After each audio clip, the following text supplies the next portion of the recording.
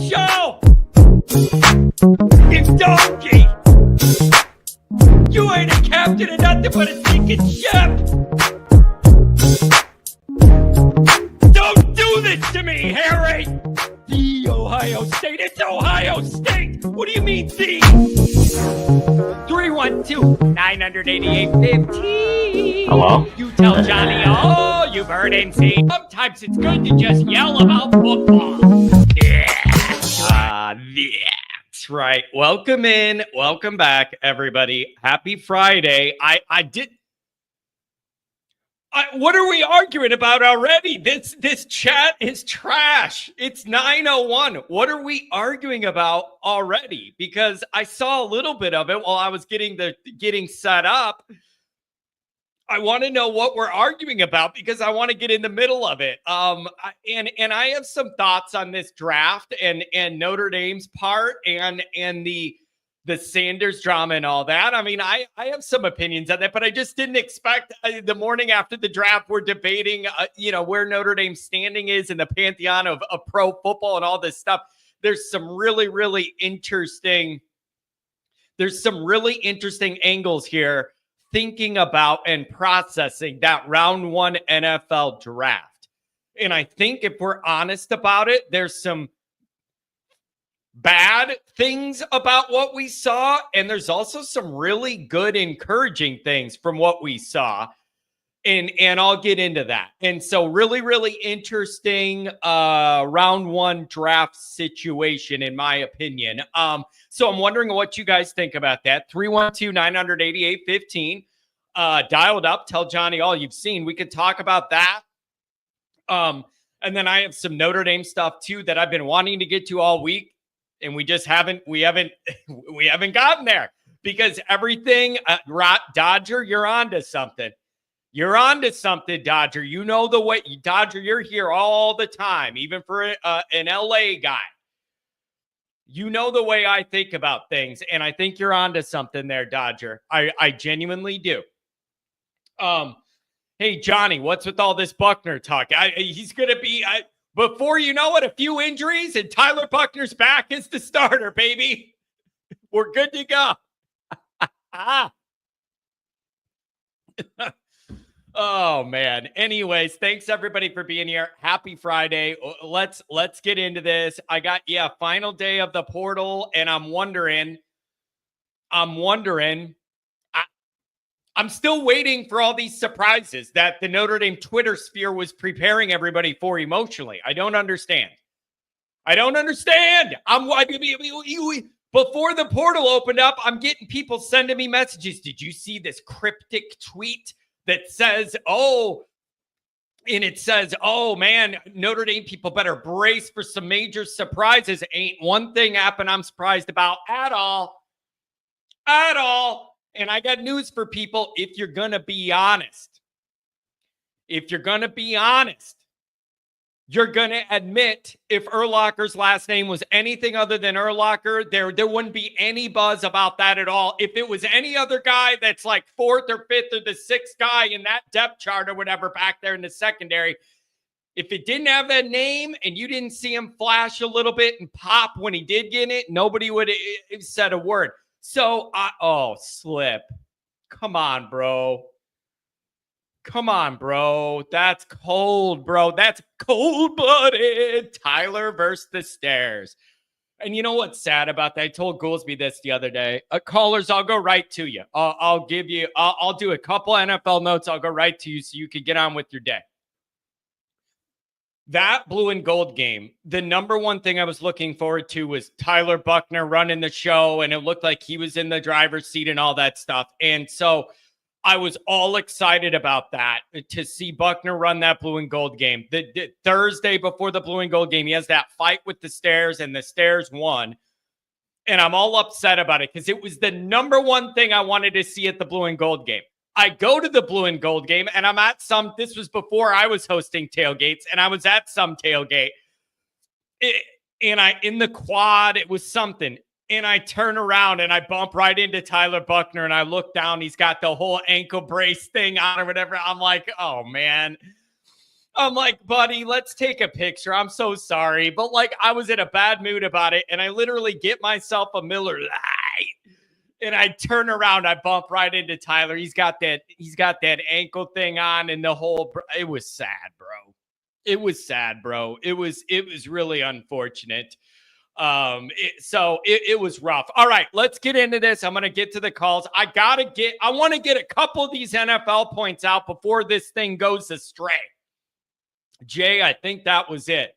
By the way, there's a lot of money that went into that project, never to be seen again, and none of the benefits that everybody was promised with it, they all went bye-bye.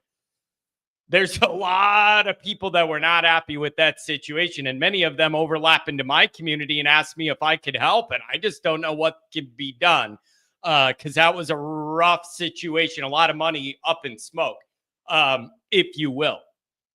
Thanks for being here. You can find the program on YouTube. Do it. Subscribe if you haven't yet. Appreciate it very much. Give the video a thumbs up. That helps the Ani out as well. Notifications on where you don't miss nothing. Twitter, search bar, Always Irish.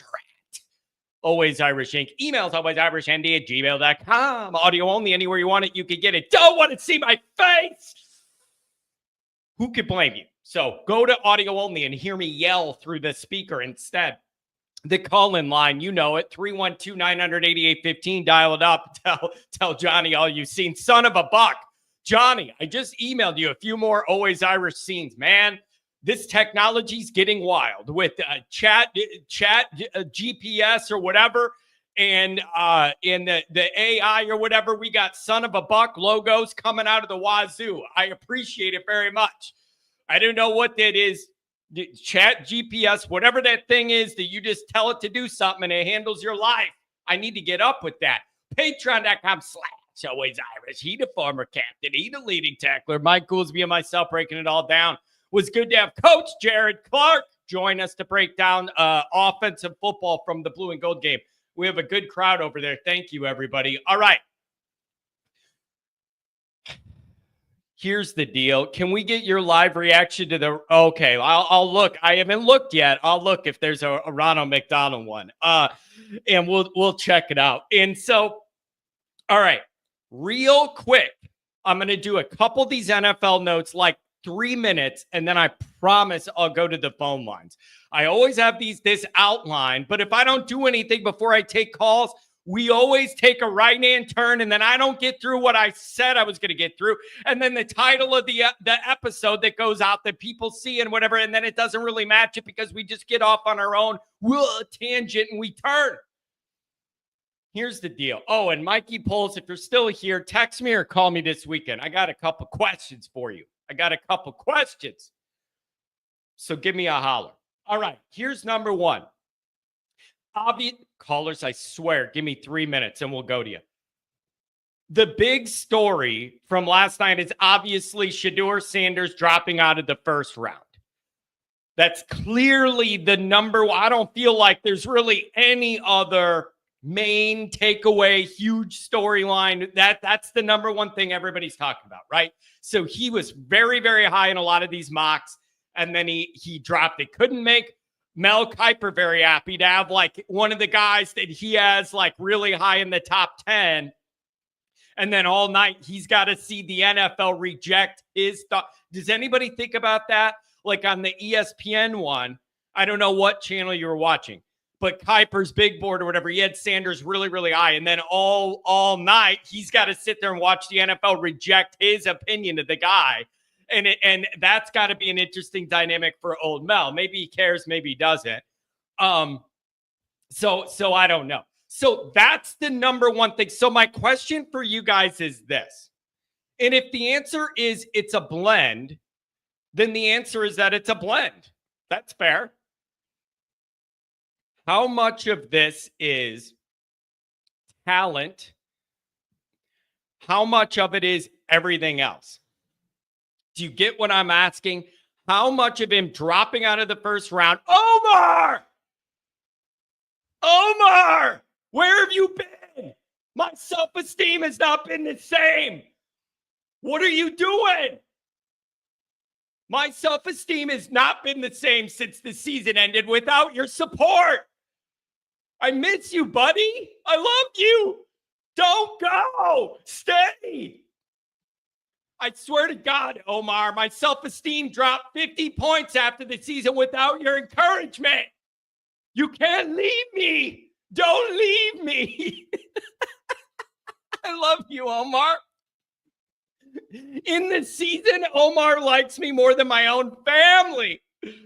Stay. Don't leave me, Omar. I need you, baby. All right. How much of this is talent? Chief. I realize how weird this all sounds, but if you're in this circle, you know that it's not weird at all. And you know exactly what I mean. Like, it's just funny. If you just dropped in here for this chat, you're not a regular listener. You're like, what is John talking about? But if you've been around here all the time, you understand what I mean. Omar is my number one emotional support person. How much of this is talent and how much of it is attitude, diva stuff, the family, the circus? That's what I want to know what you guys think. How much of this is the on the field stuff and how much of it is, do we want to sign up to deal with the whole Sanders circus and the attitude and the ego and the bravado and dad and just the whole thing? People are saying he had a rough interview thing, speaking with these teams or whatever. I don't know. So I want to know how much of this you think is that. And if there were any other team, like, here's my thought. There was nobody that, like, once he started really dropping was like, man, this could be a high-end value play because we weren't expecting him to drop. Like, I don't know. So I'm a little surprised nobody saw a huge value when he started dropping, and nobody expected him probably to drop that low, but nobody did, or the teams that kept coming up are already set at quarterback. If you did like me, you're looking at the teams coming up and you're going, nope, got a quarterback, don't need a quarterback. So I want to know how much of that you think of the lack of round one stuff is talent versus circus and all the drama that comes with it.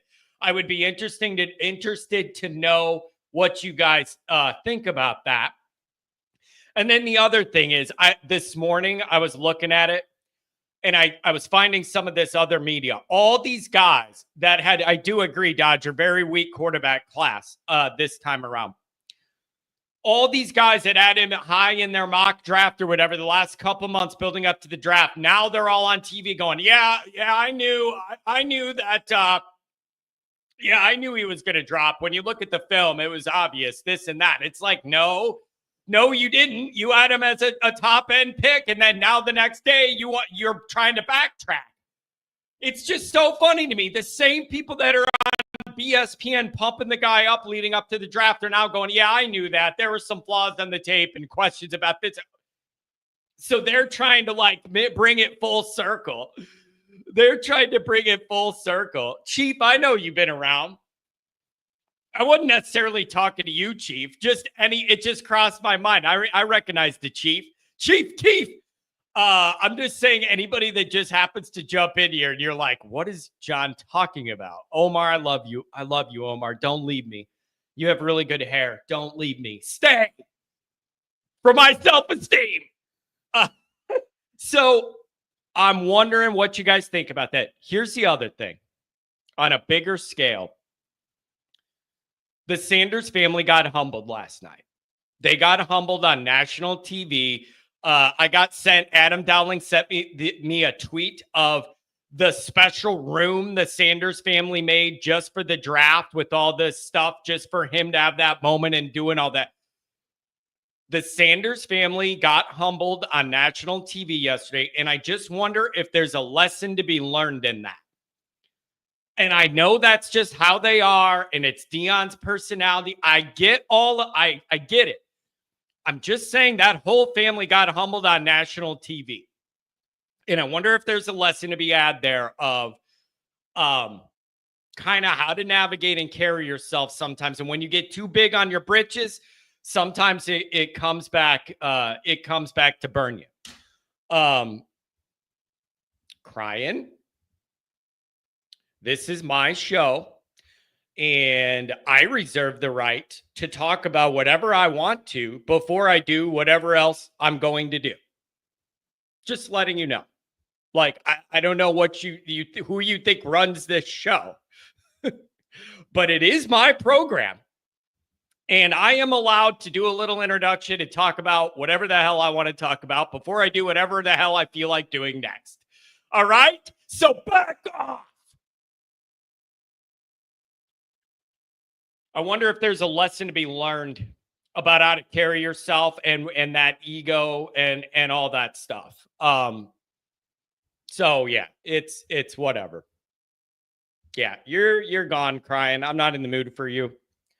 I'm not in the mood for you. If you're going to be funny or you're going to be witty, that's one thing, but you are neither. And you're just kind of being a jerk. So you could go bye-bye today. Come back another day when you're not going to be an idiot. That's fine.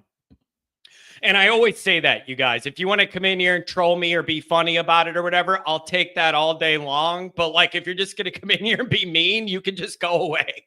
Like, if you're creative and there's a funny thing to it, that's fine. But like, I don't know who you think you are. Like, I'm going to do whatever I want here. And if you don't like it, here's what you should do if you don't like it. Go to another show where they're going to talk down to you in a monotone tone and just tell you they know all the answers and you're an idiot. And they'll just talk to you in a monotone tone for like forever. You could do that. There's 20 other shows that offer that in this niche. So feel free to go for that. If you don't like it here and you don't like the way I run the show. See ya. See ya. So that's the Sanders part. Let's go to the second part. You don't have any ND guys. You don't have any ND guys. So what do we make of that? And then we'll go to the calls. What do you make of that? Clearly, it's not ideal just for promotional sake. Goolsby talks about all the time when you're talking about Landon, the elite of the elite recruits, they want to start looking at, is this school putting a bunch of guys in my position group into the NFL in the high round or whatever? Obviously, I don't think it's ideal to not have anybody drafted in the first round. I wonder where Morrison would have been pre-injury. That's my question here. I wonder where Morrison would have been if he didn't have that injury situation. I think that would have changed this.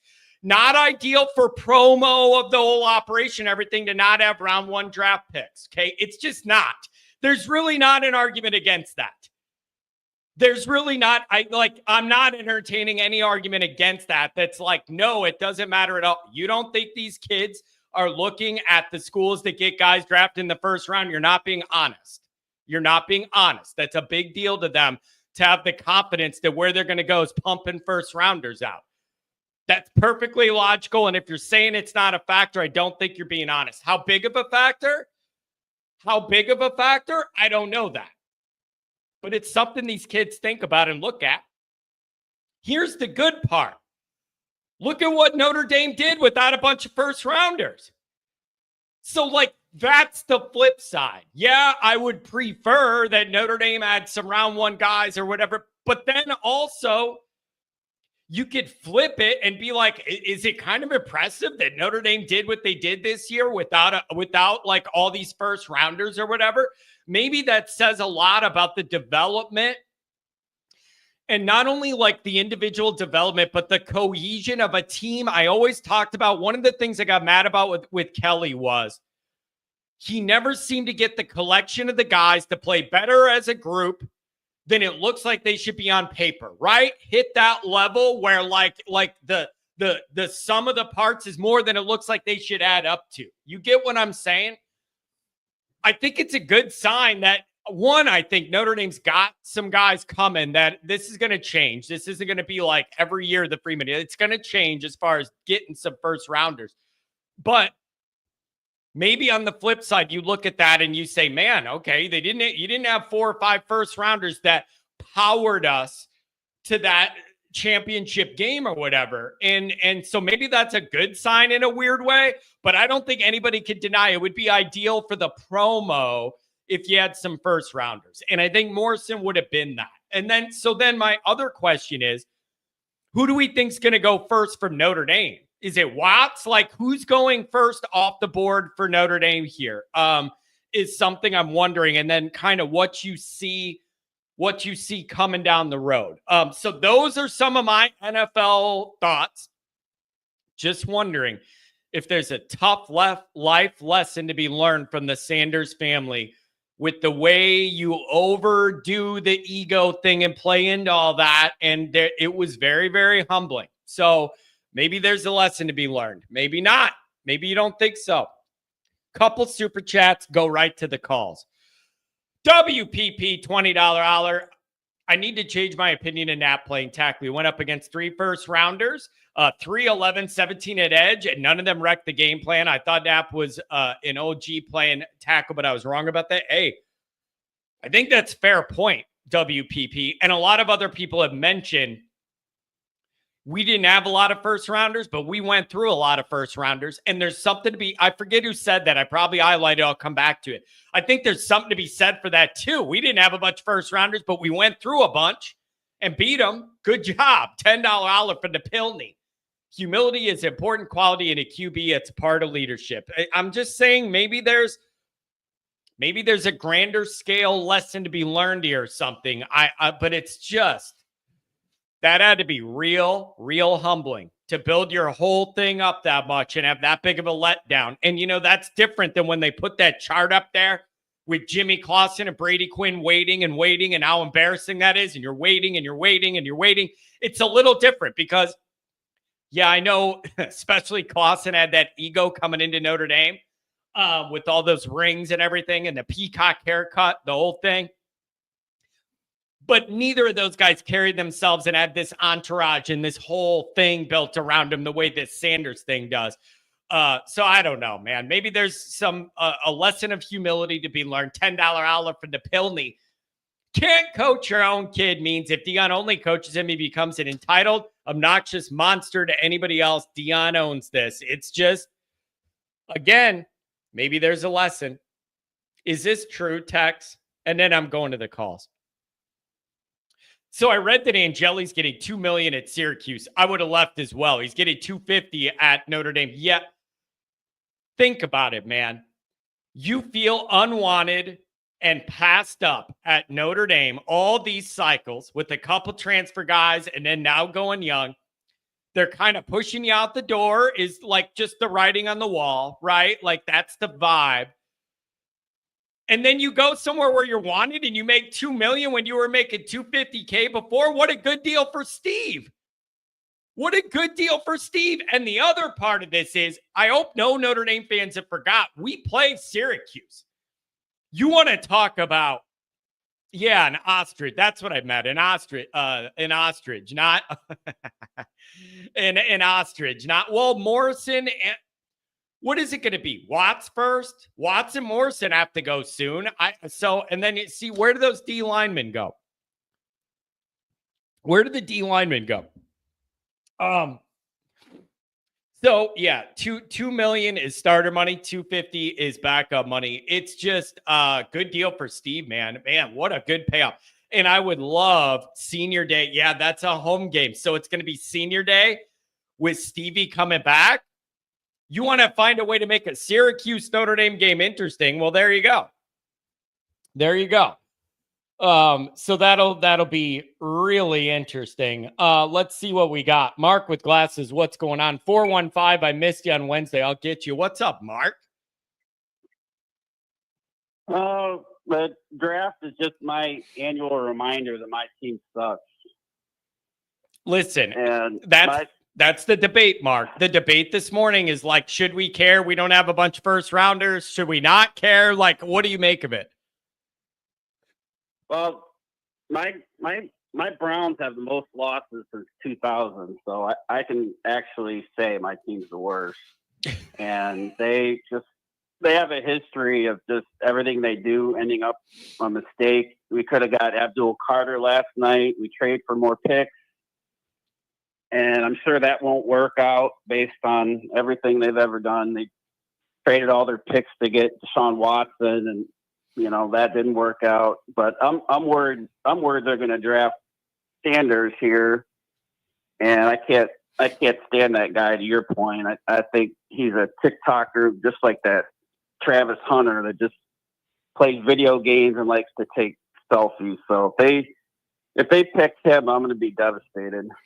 Yeah, man, Mark, the benefit I have is I genuinely don't care about the NFL at all. So, like, I follow the Bears, but it isn't emotional, and I thank God for that because I'd be dead.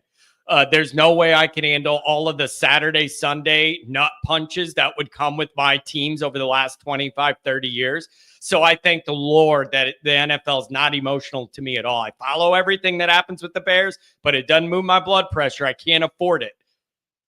Yeah, and I think that's probably the best part about having a favorite team that sucks is like you don't worry about getting overly invested. But going off your Ted Bowden video from yesterday kind of made me realize my hatred for USC has kind of been dialed down for a while because we beat them so regularly, and you know I hate Ohio State more than anything in the world. I think it's consumed me, kind of taken away from my attention to USC, but I feel rejuvenated again because of all this nonsense. Do you okay, now wait. Now let me ask you this.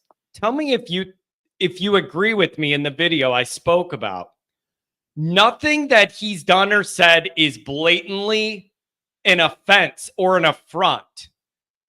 Right? But like if you read into things just a little bit, one level deeper, you could see these little Notre Dame angles to all the stuff coming out of USC.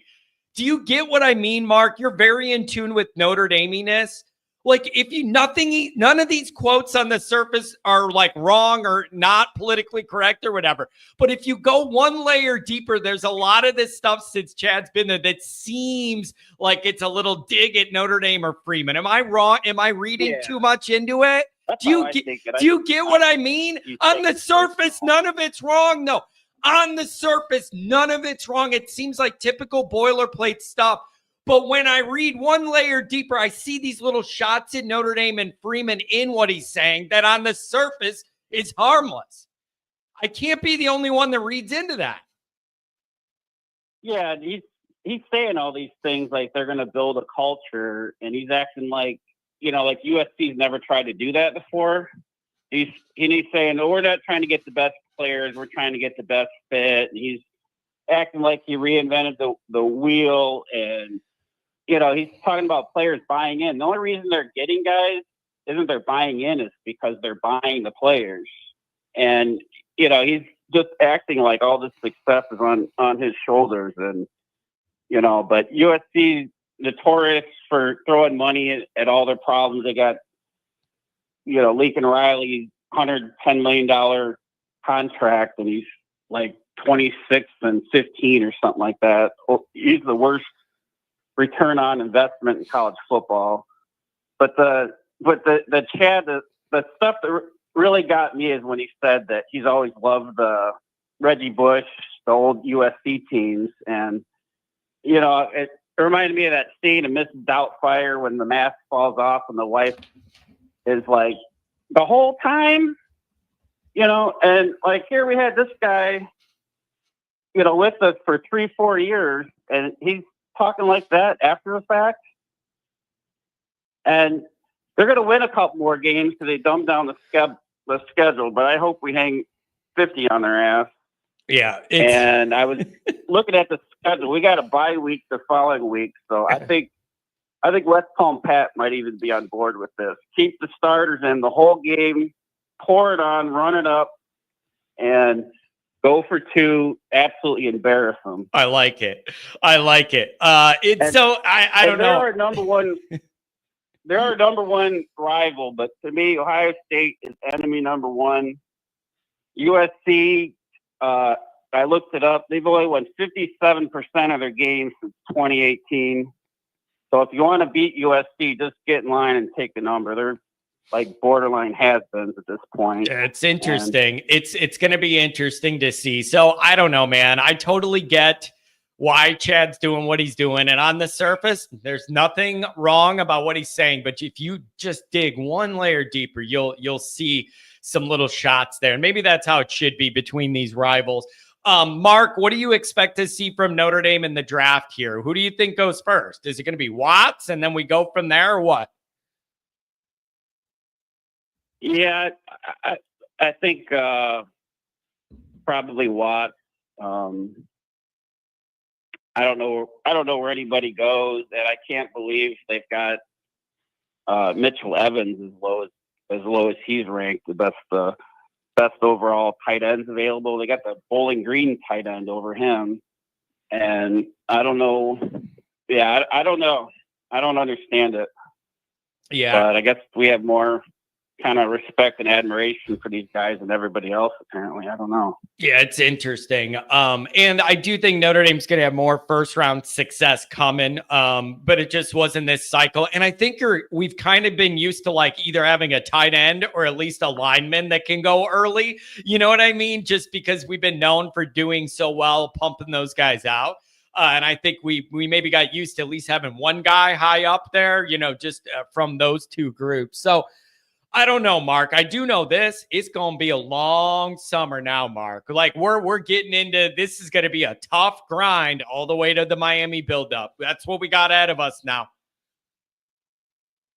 Yeah, that's where I'm at. But yeah, my point of my call is screw USC and screw Chad. And it's embarrassing. That guy hasn't turned down interviews since he left Notre Dame, and it's like Suge Knight said, you want to DM all up in the videos, dancing around like a leprechaun. Yeah. This guy keeps running his mouth. We absolutely have to win that game. Yeah, that's all I got. Thanks for taking my call. No problem, man. Have a good weekend, Mark. Love you, buddy. Take care. Oh, Mark with glasses is the best.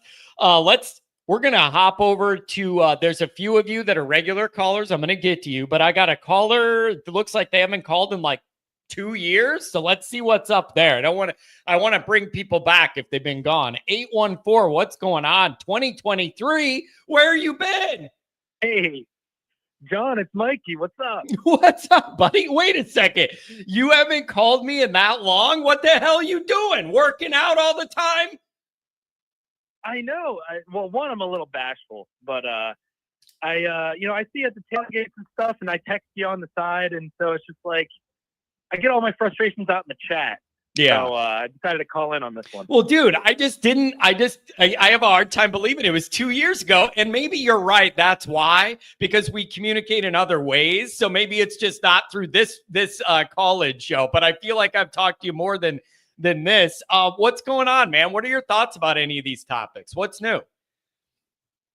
So I just really want to call in about the draft and the lack of Notre Dame players. And it bugs me probably more than it should, but I think it's a really good representation of Notre Dame as like a team, right? So Notre Dame fans love to talk about how we have the most draft picks in history, which is awesome. I love that. But it's all the middle round kind of guys that we fill out these drafts with. And it shows that we don't have that top end talent, the first rounders that I crave. Yeah. Yeah. And the other issue with that is, here's the other part of that. The other part of that is, like, when you say we have the most draft, blah, blah, blah, blah, blah, blah, it's cool, but you also don't want most of that bulk to be before color TV. You know what I'm saying? So, like, I get that in the overall picture, we love that stat of like Notre Dame as the most, all pro guys of all time and the most drafts or whatever. But if you dig into it, you got to admit you don't love that the bulk of those were 40, 50 years ago. You know what I'm saying? Like, I think that's a fair, that's a fair pushback on myself, Yeah. And I feel like it's a driving machine, right? So you want the best players coming out of high school. You want the 5 stars. You want that highest talent. Well, I think producing first round picks year in and year out is a really good driver of that. There's, Johnny Nuance, there's a lot of nuance in that as well. It's like, NIL plays a part in, production on the field. But I think if you're one of those big schools that can be like, hey, we produce the most wide receivers in the first round and the most quarterbacks in the first round, you're going to have a better time getting those top end talents coming out of high school. You know what I mean?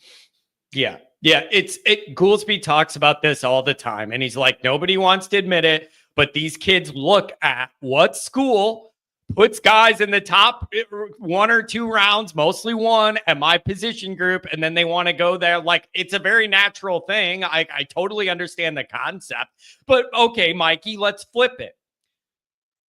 I thought of all this last night when I was doing my notes for this show. And then I also thought, it's also kind of a compliment that Notre Dame accomplished what they did without having 3 or 4 all-star guys that are all world running around out there.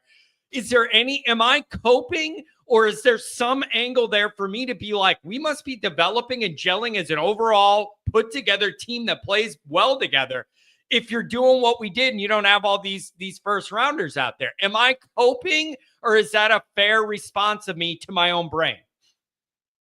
No, that's an absolutely fair response for sure. I mean, that just speaks volumes of Marcus Freeman and the staff, how they're able to develop these either, lower level kids to bring the most out of their potential, or, finding the diamonds in the rough kind of thing. It shows, speaks volumes on Notre Dame's culture, just the type of player and the type of team that we have. And I mean, a buddy of mine this morning made a really good point. He's like, well, look at Texas A&M. They recruit super high all the time and they have nothing to show for it. So I just think that with Notre Dame, like we're so close, and the depth and the culture is so good right now that some of these just, Ferraris, if we just had a few more, that would set us over the top. We're so close. Yeah, I feel that too. And if you could just get like a couple of those guys on each side of the ball to flash, added with the good evaluations and development that this staff has shown to do, then you're really in a good spot there. And they're trying to do that. And I saw early in the chat, people were talking about some recruits were in for really highly thought of guys that might be making decisions soon for Notre Dame, whatever. Believe it when they sign, my line. But yeah, man, late last night, I started thinking, it's a little frustrating. The Morrison thing hurts because that would have been a first rounder and it's an injury. But then I started thinking, man, they must have a pretty good developmental track and evaluation track at Notre Dame to be able to put this all together without all-stars out there. So maybe that's positive. Yeah, I definitely think it's a positive for sure. Oh, Mikey, what else is new, man? Missed you at Blue and Gold. I know it's been rough now. So I work for the government, right? So I'm now back in the office full time. I'm not working from home anymore. That's why it's like I feel like I've been MIA on like the shows and in the chat because it's, I'll listen in like while I'm at my desk, but it's really tough to like engage, chat and the stuff engage. That's why I'm off work today. So that's why I'm like, I can call in. I'm off work. The other thing, man, is the Blue and Gold game's tough because, like, if you're going to travel for it and make those plans and then you're just not sure what the weather's going to be like, it would be annoying to do a big travel weekend for that. And it's like 30 degrees and sleeting the whole time, like for a practice game. So I get that that's a tough ask for a lot of people that have a lot of travel. But you were missed and a few people asked where you were. So it's good to be on the radar. Thank you. Yeah, I know. I missed it too, man. I'm trying to, plan out a game here in the fall. Nothing in stone yet. Because I am a Pennsylvania native, I'm probably going to go to the Pitt game. Try to go to that anytime they play there because it's so close. Yeah. But I'll keep you posted on any if I can make it to the tailgate, and I'm definitely looking to go to a playoff game if and when we make that again. Oh, year. I like how you're already thinking of that. That's the one game of the year I don't mind being cold for because it means you're doing a lot of things right. I will gladly be cold for that. Exactly. Although, Mikey, I'm going to apologize again, like I've done to many people. I was not myself for the Indiana tailgate. I was all worked up and I was out of my mind cranked up about that game. It was very different than like the Central Michigan tailgate or whatever for that playoff game. I was cranked tight. Son of a buck. I don't blame you, John. I don't blame you. I was the same way on the inside. You were just manifesting it on the outside. Oh man, I was just pacing around that parking lot with this pissed off look on my face, just wandering around alone. Like I was in my own little zone, man. I was in my own zone. Hey, how's the family doing? Everybody good? Yeah, everyone's good. Wedding plans are going extremely slow. We're at the point now to where we just want to we just want to get it over with. We just go to the courthouse and just maybe have a party some other time. But, man, you can't, if you overthink it and overdo it, almost becomes a burden instead of something you're looking forward to, and it becomes like a project. That's my only advice. Not let it get too crazy where it consumes you and it becomes a chore rather than putting together something fun. That's my only advice. But what the hell do I know? I yell in my basement for a living. No, I appreciate it. I appreciate any advice. It always helps. Yeah, I just don't overdo it. And so, hey, I really appreciate you touching base, man. I love you guys. I'm glad to have you in the Always Irish family. Tell the wife I said hi. Will do. Thanks, John. I'll talk to you later. Have a good one. What a nice guy. Mikey Poles, my lead security guard. John, you could be my best man if I bet Always Irish is for hire. What do you talk about? I'm not too good for that. Always Irish could be rented. I'll be your best friend. You tell me what you want me to say. Here's what I'm good at. Best man speeches. I'm good at best man speeches. My brothers, oh man, it was a stand-up routine at my brother's wedding. I had transitions from this joke to that one and how I'm going to tie this one in. And then depending on how the audience reacts to this joke, I'll either go here or go there. I had it all planned out. If anybody wants to rent me to do your best man speech, I'll do it. I will do it. I enjoyed that. I looked at it as an opportunity to do stand-up in front of a whole crowd that was stuck with me. $10 holler. Syracuse is the land of misfit QBs. I'm seeing Angeli and McCord floating around on a chunk of ice in upstate New York. Yeah, it ends up being a good spot. And if they're paying out $2 million to Stevie, get that cash, son. Get that cash. Good for him. Dodger, I'm telling you, you have no idea. I had a general outline. I had just transitions from one joke to another that connects back to one later. I had it all figured out, cut stuff out, put it back in a package like I was wheeling and dealing.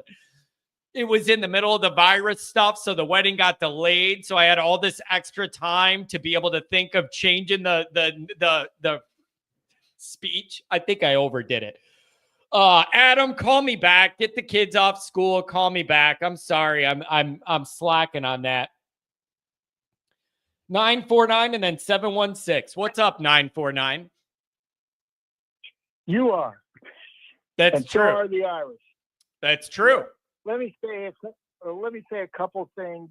I said it before he even declared that Benmo was costing himself millions if he went to the NFL simply because he was injured. And the bottom line was he could have come back for some huge NIL.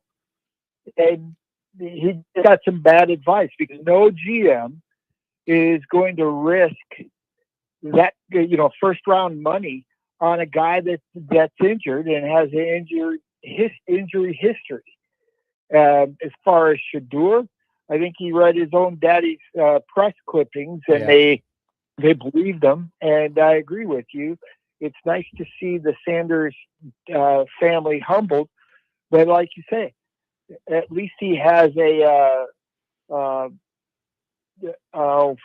what's the dude's name? Yeah, boy, with the big clock. Flavor Flav.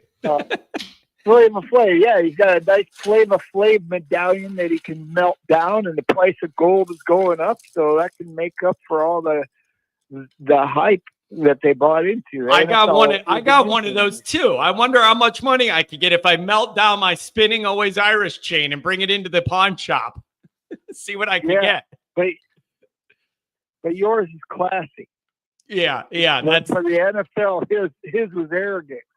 Yeah, listen, I ended up thinking by the end of the night, watching all the reaction to that and people trolling the Sanders family on Twitter and all the funny stuff people were doing. And I just thought, like, maybe there's really a lesson to be learned here. I don't know. Oh, it's classic. I love it. But I'll say this, too. It's not just Benmo. You look at year in, year out, whether it was Kyron Williams or last year, we're just seeing good quality Notre Dame guys that fall into the mid rounds And the good news is that the NFL teams that pick them up are getting good quality, solid citizens. Yeah. But there's still some residents of Notre Dame hate out there, and maybe there's some truth to that, and that's why these guys don't go as high as the bad advice that they're getting. At least in my opinion, it's bad advice, because we've seen some people that deserve to go in the first round, and they just don't. And they drop to even third round, et cetera. And it happens time and time again. Yeah, I just think it's really interesting, the whole dynamic with like Morrison. Like, I wonder how early and how certain the decision was after that injury that we're gonna skip the next year rehab and then go to the draft or whatever. And maybe if he goes high in the second round and somebody gets him and he has a good career, he's going to get paid and make generational wealth anyways. But I wonder what all went into that decision process of like, are we just shutting it down, going to the NFL, or do I rehab and try and put together a year of being 100% and see where we go? It's an interesting dynamic. And so it's easy for everybody the day after he doesn't go in the first round to go, you know what? I think he should have stayed. Well, it's easy to say now, but you got to make that decision before you know the result, Yeah. And that's why I was hitting Twitter so hard before he even made the decision that he shouldn't do it. What I wonder more is not what went into the decision, but who the advice is coming from. Because it's happening way too often with guys that should have stayed and could make really strong NIL money in their final year. Speaking of final year, it's a bit of irony or coincidence that you got peanut butter and jelly facing the Irish on senior day. Yep. Yeah, it is already. And it's interesting you say that. Somebody just put $10 Aller from Pilney. The media is going to make the Syracuse game the new game of the century. The spurned, loyal son of Notre Dame gets his ultimate revenge. The anti-ND ESPN hype will be obnoxious. Well, since it's a home game, it isn't going to be on ESPN, and they barely talk about Notre Dame unless they have to. So I don't know if we'll see that on ESPN or not. No, we're going to see him getting picked up off his back time and time again. They'll pat him, and who knows? Maybe he'll come over for the alma mater one last time. Ooh, I doubt it. Before he lifts off the locker room. But man, what an interesting dynamic that's going to be. Not only, I just want to see him he's the guy running the offense, try and build it around his strengths. Let's see him run an offense for an entire season, not spot duty here or there, but like where I want to see him in a situation where defensive coordinators are planning for him, they're game planning for him, they're preparing for him and everything like that. Like, I'm just interested to see what that's going to look like. And then later in the year, we'll see where Notre Dame's at. We'll see where Syracuse is at. And that's going to be really, really interesting. I hope it lines up. Everybody's healthy and we line up with them. It'd be very interesting. I'm going to cheer for him every game except for two. Yeah, that's the first is senior day, and the second is when we play him in the playoffs. Because I hope he leads them to the playoffs. He's that kind of guy that I want to root for. I'd love him to turn that program around, and then we beat him again. Yeah, it's it's going to be really, really interesting. Hey, have a really good weekend. Thanks for checking in regularly in the off season. Appreciate you, man. You too. God bless you. God bless everybody, and go Irish. Have a good one. Man, that's a lot to say. God bless everybody. Like, I'm not 716 Todd. I'm coming to you. That's funny. It's like, God bless everybody. I'm like, I have bitter hostility towards a lot of people. God bless everybody. I don't know. Like, it's pretty nice. A lot of you guys are nicer than me now. What do I know? Todd, I'm coming. So I don't know. But this draft thing of like, I don't know how you do all those. I don't know enough about how you do the calculation if you have an injury, how, like, all of the things you got to balance to make a decision of rehabbing and coming back one more year and hoping you stay healthy versus I just need to shut it down, rehab, and go. And if I drop, I drop, but at least I'm in the NFL, whatever. I don't know that calculation. You also have to worry about, God forbid, what happens if you get hurt again a second year? Then is it going to double count against you in the next draft? Like, all this stuff you got to worry about. So I don't know. It's interesting. 716 up in the mix. What's going on, man? It's been a while. Yeah, good morning, John. I'm kind of backing off call, and I got to tell you something so funny that happened to me. Monday, I'm at rehab, and they put you in a machine where your arm goes in it, and it has your arm go up, pauses at the top, and comes back down because they're re-stretching you. Mm-hmm. I said, you know what? I'm going to be here 45 minutes. They do 3 15-minute sessions. I'm just going to go on YouTube and listen to John. I'm on about 10 minutes. And all of a sudden, I'm getting a whole story about how you and Goolsby are going to cost the team. We're going through the Rocky III movie again. Yeah. We're going to the fact that we got a hidden door or whatever that leads into a cigar smoking lounge. And we're talking about a big guy who used to play for Miami. And I had my wife listen to the first part of this, where Pat gets to the part about, I'm really concerned. I really put myself out there. My wife says, maybe he overinvested with money and he's worried about losing it now. I'm telling you what, it was a good way to burn some time because it certainly wasn't boring content. That's for sure. You never know what you're going to get. I didn't know what I was going to get. And hey, man, that's the point of this show. You never quite know what you're going to get. I'm glad I could entertain you during some painful rehab there, buddy. He makes me laugh every time I listen to him. I don't know. Has anybody ever known? Did he ever play sports? I don't know. Did he ever play sports? I have no idea, but I'd like to meet the man just because I think his brain is interesting, and I like meeting people that I think have interesting brains, and he definitely has one. Well, we always have to remember, no matter what everything else is, the people that win the game are the players. So that it comes to that. But I was so happy last night in one respect, and I was going to say this as my opening, and I'm glad 814 touched on it, which is basically right across the border, 20 minutes across the border from me is 814. Mm-hmm. But anyways, I'm listening, and I'm thinking, we didn't have any first rounders. Okay, but you know what that speaks to?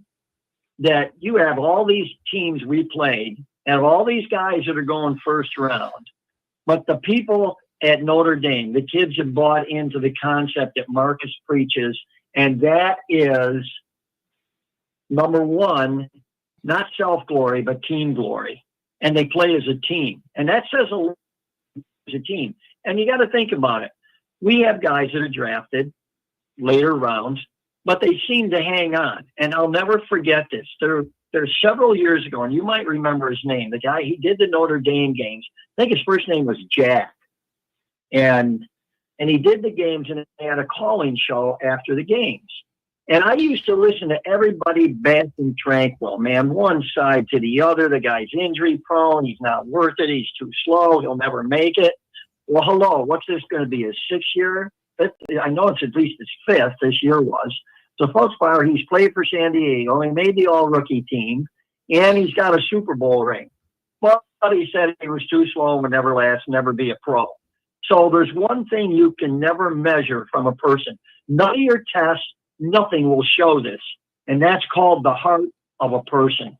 You can't measure it. Yeah. And that's what Notre Dame has in a lot of their kids. They play this game out of heart. Their coach is an example of that. He gets the most out of them because he always takes the high road. And I don't know how to explain it, but they play as a team, not as individuals. Yeah, and that was my big takeaway last night. The draft ended. I was writing some notes, like a general outline for today's show. And I wrote down, yeah, it's a little frustrating. You don't have first rounders. Every school wants that. It's good promotion, good recruiting and all that, like free TV promotion, basically. Morrison, I think, would have checked that box if not for the injury, but it is what it is. And then I started thinking on the plus side, what you said. It's a good sign about Notre Dame's evaluations and development and cohesion as a team that they don't have all these all-stars, but they're able to play as a unit well enough to make that playoff run. I think there's some good signs in there, but I don't want to sound like I'm coping or making excuses. I would obviously prefer we had a couple round one guys, like I would, but I just think it's a good sign of the development and cohesion of this team and this staff.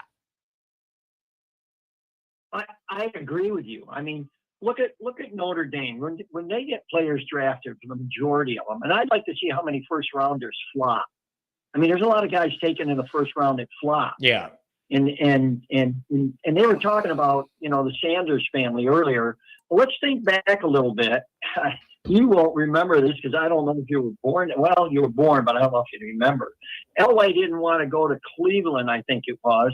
And so he said, well, I'm going to just stay in the Yankees organization. I got drafted next year to Denver. And then you have the Manning, Eli, got drafted by San Diego, and Phillip Rivers got drafted by New York. But Eli didn't want to play in San Diego, so the teams swapped quarterbacks. So if you want to talk about people with egos, you want to talk about people that want to control narratives, there's two examples right there of people that control narratives. So kind of back off a little bit on Sanders. Yeah, they learned. But, the thing is, I listened to a talk show this morning. I just happened to catch him because I was curious to see if he got drafted. Pittsburgh still might draft him. But the fact of the matter is, maybe they said a lot of teams were afraid to come out and rate him and give the rating that they had on him as a quarterback for the NFL. That's one aspect. The second aspect was, are they afraid to draft him? And if things don't work out, they're going to get replaced by Dion, because Dion said, if I ever coach in NFL, it would only be if I could coach my son. Now, that's ridiculous. No team owner is going to, because you draft a Hall of Famer's son, going to say because the team's faltering, I got to bring that Hall of Famer in to coach. I would say that owner of that team isn't thinking logically. That would never happen to me. Yeah. And I just think there's more to the story behind the scenes than we know. And that's the thing is, what they had him rated. All the talk was first rounder, whatever, could be the first pick in the draft. Something had to go wrong somewhere, because you don't have that hype and then something falls off. So we don't know. Some people are saying the interview thing didn't go well, like when you meet with the team. So I don't know if that was an ego thing or an arrogance thing, or like how you come off when you're meeting those executives. If you're too cool for school or act like I don't need to be here, that would rub them the wrong way. Again, though, I don't know who has that information, who's leaking that information. I don't know. I just think it was a humbling learning lesson there for the flashiest, highest ego group at the draft. I just think there's a lesson to be learned. Oh, for all the people that are like that. Now I want to touch on Angeli. Here's the way I viewed him going in the portal. John, he's a smart kid. And I think he realized, I'm the best me I can be right now. But it's not good enough to be with these other two guys. Yeah. I can't compete with them. That's a guy that has smarts. I can't compete with these guys. He says, they're above me, and I'm where I am, and that's it. That's all I'm going to get. The only thing he could improve on is pocket time, being aware of that mental clock in your head when you got to take off. But he just probably looked and said, look, I can't compete with these people. I can't do it. So he leaves, but he gets $2 million. They didn't have him go to Syracuse to sit the bench, even though they got that kid from LSU. He's not there to sit the bench. And I hope he does well. I really do. I hope he does well. And, that guy made the comment, this is where misfit quarterbacks go. Well, who led the nation last year in passing? Wasn't it Kyle McCord? I think he led the nation in passing. Syracuse as a team did. So they're going to have a passing thing this year. But I want to see him do well. I mean, he didn't do anything to badmouth us or anything. He just came to the fact that he realized my talent is all the way where it can be. And these guys got more than me. And I want to start and I want to play ball. Yeah. I mean, that's how I look at it. Man, and you know what else too? That 2 million, are we sure about that? Like, I want to know where that report came from. Like, that is like that's a number that seems like if you're in a bidding war and there's a hot market for a guy, it gets up to that point. But if you really went from 250K as the backup to 2 million as the starter, man, I mean, that's some real money to be able to set you up when you're done playing. Whatever, if the NFL's not in the cards, you got a couple mil plus to play with. What a way to be in your mid-20s and have that going for you. It's a pretty good bailout scenario if you're not able to live your dream as a Notre Dame starting quarterback. It's a pretty good little runners-up prize, I'd say. Oh, yeah. And he has a Notre Dame degree to know how to handle it. Yeah, man, that's a good deal. That's a good deal. And I wish him sincerely the best until he plays Notre Dame. Like, it's going to be really interesting to watch. Yeah. Now the other thing is, you were asking about who you thought would be taken first. Yeah. Well, the best players we had on the team last year were defensive players. So how much is Golden going to have an influence on Cincinnati to say, hey, look, I know this guy. I know what he can do. I mean, that's going to play a big part into that as to who gets picked. They're looking at Watts going to Minnesota to be tutored by who? Harrison, the former Notre Dame guy who was going to be entering, his 16th year? And but the Notre Dame guys, when they get drafted, they seem to last. I mean, a lot of them, they've been offensive linemen. And back in the day, and you're saying back when it was black and white. And I had to laugh at that, all the players that were drafted. But they seem to stay because they're steady and they understand things. And like I said, I'd like to get the percentages if somebody can do that and post it. How many first-round draft picks have failed? I mean, I can name one from Notre Dame. The defensive end that we had, Patulski, he failed. He never made it. He was the number one overall. Yeah, he never made it. It's you know what else is interesting too? There seems to be certain ownership groups and coaching regimes in the NFL that like Notre Dame guys. You get what I mean? Like, I know the Vikings have a history of a lot of Notre Dame guys, like the Ravens. There's certain teams that I feel like do like Notre Dame guys. And you know that if you get them, you're not going to have like off the field drama and all that. Like, you could trust they're going to be good people. And at least you don't have to worry about that. But it's always interesting to me. You could see some of these teams that like that Notre Dame character path.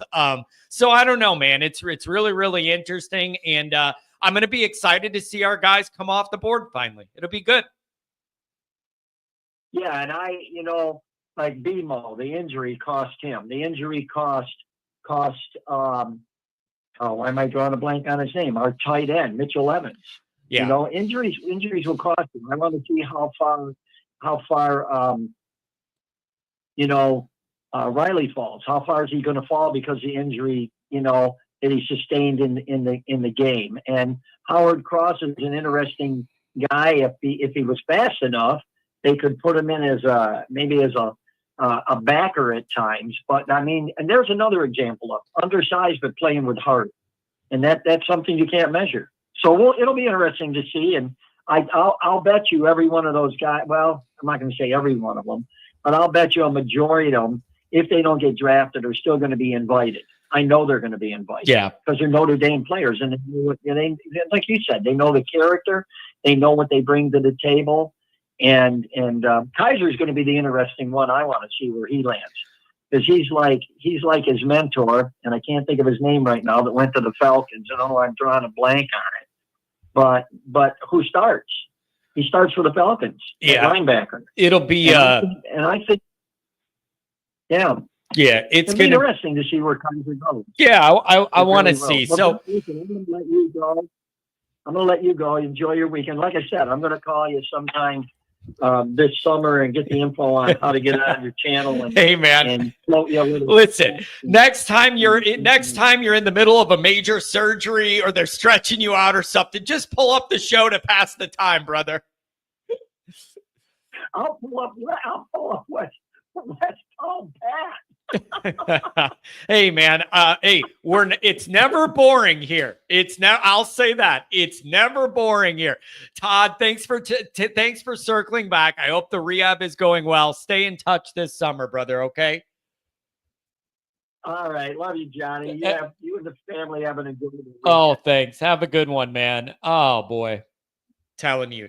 I got to tell you guys though. I love you all, but you realize it made my week that Omar came back. I just want to know my man's okay. I just want to know my man's okay. You know? Anyone else refreshing the boards, awaiting news on transfers? Hey, man. I said when we opened the show before you were here, I'm a little surprised. Everybody built up this big thing. Everybody built up this big thing. And not everybody, but like on Twitter, people, Notre Dame fans, get ready. Tom Frawley's in the hospital, unfortunately. I think he's okay. I think he's just got some stuff going on. I talked to him this morning, and he's in the hospital. And now I think he has to have some procedure done or whatever. I'm going to get a candle lit for him at the Grotto Prayers Count Double. I believe that. And so Tom's okay. I've been talking to him. But yeah, hitting a little struggle here, stuck in the hospital. Probably losing his mind in there. So God bless him, and getting a candle lit for him today. And there you go. Andrew, what's going on, Andrew? Are you back in the States? 3 narratives I'm avoiding this summer. Knapp should be a guard. That is a common narrative. I know Goolsby takes. He has these strong opinions about player stuff. Then people disagree, and it becomes a big thing every time he's done it with the quarterbacks or anything else. Knapp should be a guard, and Goolsby's just saying the guy's, 265 pounds, I feel like, and short or whatever, like not attack, whatever. Minchie isn't getting a fair shake. The wide receivers are awesome.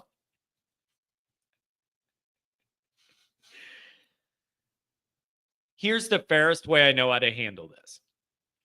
The fairest way I know how to handle this is, as soon as I see those wide receivers getting behind Miami and burning them and going up and grabbing contested catches and juking guys out and getting down the field, I'm all in.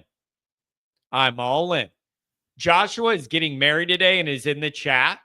Well, congratulations. Congratulations. I'm surprised you're getting married today and you have the time to be able to sit here and do this. Congratulations. Let me know if you need a best man speech.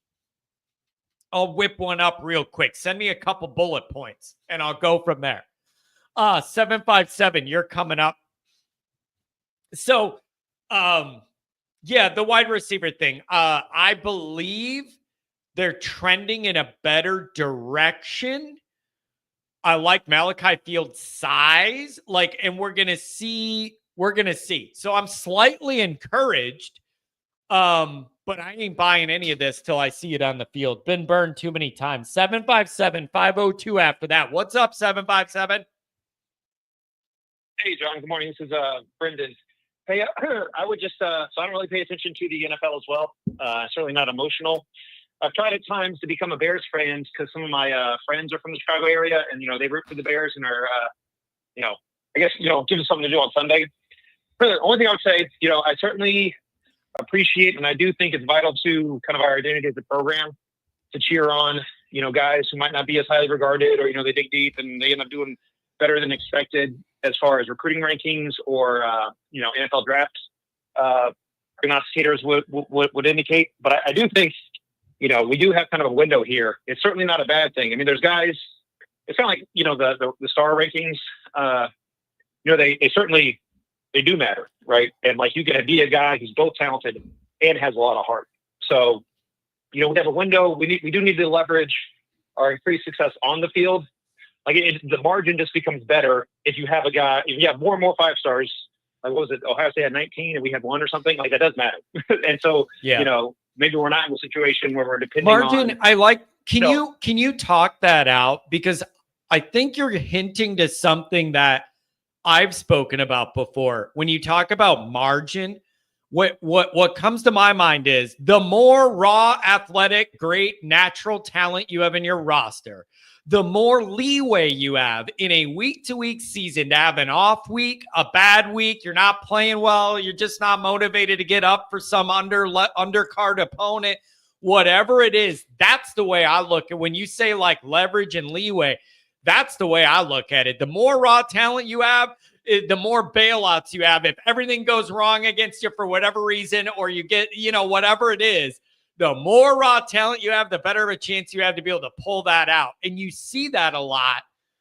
Georgia's one of those teams where like they're just not motivated against a lower level SEC opponent, and they're like pushed to the brink. And then you have enough players, you make a few to get over the hump, win it, and then everybody moves on.